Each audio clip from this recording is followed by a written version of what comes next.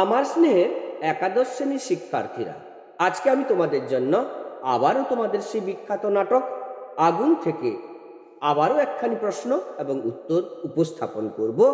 অবশ্যই তোমরা মনোযোগ দিয়ে শুনবে আর শেয়ারের মধ্য দিয়ে বন্ধুদের শুনতে সাহায্য করে দেবে। শুরু করছি আমি নবনাট্য আন্দোলনের পুরোধা পুরুষ বিজন ভট্টাচার্যের আগুন নাটকের খুবই গুরুত্বপূর্ণ প্রশ্ন, যে প্রশ্নটি 2025 শিক্ষাবর্ষে অবশ্যই খুবই গুরুত্বপূর্ণ, সেটি তোমাদের সামনে উপস্থাপন করছি। গণনাট্য বলতে কি বোঝো?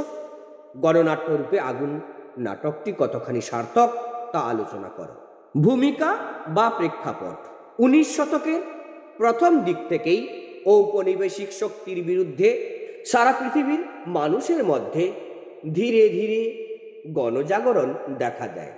প্রথম বিশ্বযুদ্ধের পরবর্তী সময়ে বিশ্বজুড়ে অর্থনৈতিক মহামন্দা দেখা দেয়। চারিদিকে ক্ষুধার হাহাকার মানুষের জীবনকে বিপর্যস্ত করে তোলে। এই মহামন্দার প্রভাব ভারতবর্ষের উপর পড়েছিল ব্যাপকভাবে। সেই সঙ্গে 1942 সালে প্রাকৃতিক দুর্যোগ তথা সাইক্লোন এবং জলোচ্ছ্বাস, আড়তদার, কালোবাজারিদের মিলিত প্রচেষ্টায় শুরু হয়ে যায় বাংলায় মন্বন্তর ও খাদ্য সংকট। ঠিক এই সময় মুম্বাইতে 1943 সালে প্রতিষ্ঠিত হয় ভারতীয় গণনাট্য সংঘ। এই গণনাট্যের শাখা ছড়িয়ে পড়ে এই বাংলায়, আর এই বাংলার এই আন্দোলনের প্রাণ দেন বিজন ভট্টাচার্য।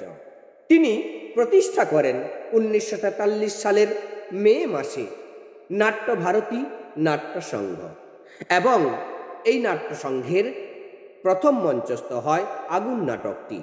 গণনাট্য গণনাট্য হল রাষ্ট্রীয় ও সামাজিক শোষণ বঞ্চনার বিরুদ্ধে শ্রমজীবী, কৃষিজীবী ও সাধারণ মানুষের প্রতিবাদ প্রতিরোধের নাট্যচিত্র।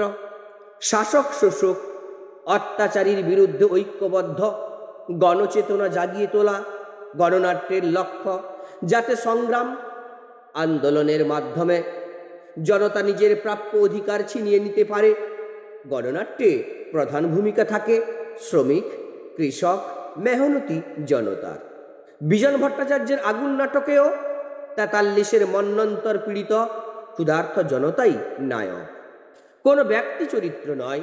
মূলত খাদ্য সংকটে দিশেহারা মানুষকেই এই নাটকে দেখা যায়। অন্যভাবে বলা যেতে পারে দুর্ভিক্ষগ্রস্ত দুঃসহ দুঃসময়ই এই নাটকের নায়ক। নাটকের সার্থকতা। আলোচ্য নাটকের 5টি দৃশ্যের প্রথমটিতে সবজি বিক্রি করা এক হতদরিদ্র পরিবারের চিত্র আমরা দেখতে পাই। দ্বিতীয় দৃশ্যে কৃষক পরিবারের ও তৃতীয় দৃশ্যে কারখানার শ্রমিক পরিবারের চরম খাদ্যাভাবের ছবি ফুটে উঠেছে। চতুর্থ দৃশ্যটি সাধারণ চাকুরিজীবী মধ্যবিত্ত পরিবারের সকলেরই একই সমস্যা। পঞ্চম দৃশ্যে ধর্ম, বর্ণ, বৃত্তি নির্বিশেষে সকলেই একই চালের লাইনে দাঁড়িয়েছে। খিদের প্রশ্নে তারা সবাই এক যাত্রীর মানুষ। এই দৃশ্যেই নাট্যকার তৃতীয় পুরুষের মাধ্যমে বার্তা দিয়েছেন, এখন বাঁচার সময়, আর বাঁচতে হলে মিলেমিশে থাকতে হবে, ব্যাস। বঞ্চিত মানুষ ঐক্যবদ্ধ হলে শাসক শোষক কালোবাজারি মজুদ্দারদের মুখোশ খুলে দিতে পারে এবং সংগ্রাম আন্দোলনের মধ্য দিয়ে নিজেদের প্রাপ্য অধিকার বুঝে নিতে পারে। উপসংহার।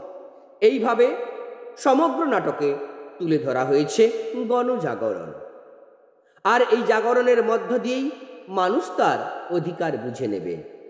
এই জাগরণই আগুন নাটকের মূল কথা। তাই গণনাট্য রূপে আগুন সর্বতোভাবে সার্থক হয়েছে। এইভাবে একাদশ শ্রেণীর শিক্ষার্থীরা, তোমাদের এই বিখ্যাত নাটক আগুন থেকে একটি গুরুত্বপূর্ণ প্রশ্ন ও উত্তর আলোচনা করলাম। অবশ্যই তোমরা মনোযোগ দিয়ে শুনবে, আর যদি ভালো লাগে লাইক, কমেন্ট, শেয়ার এবং সাবস্ক্রাইব করবে। ধন্যবাদ।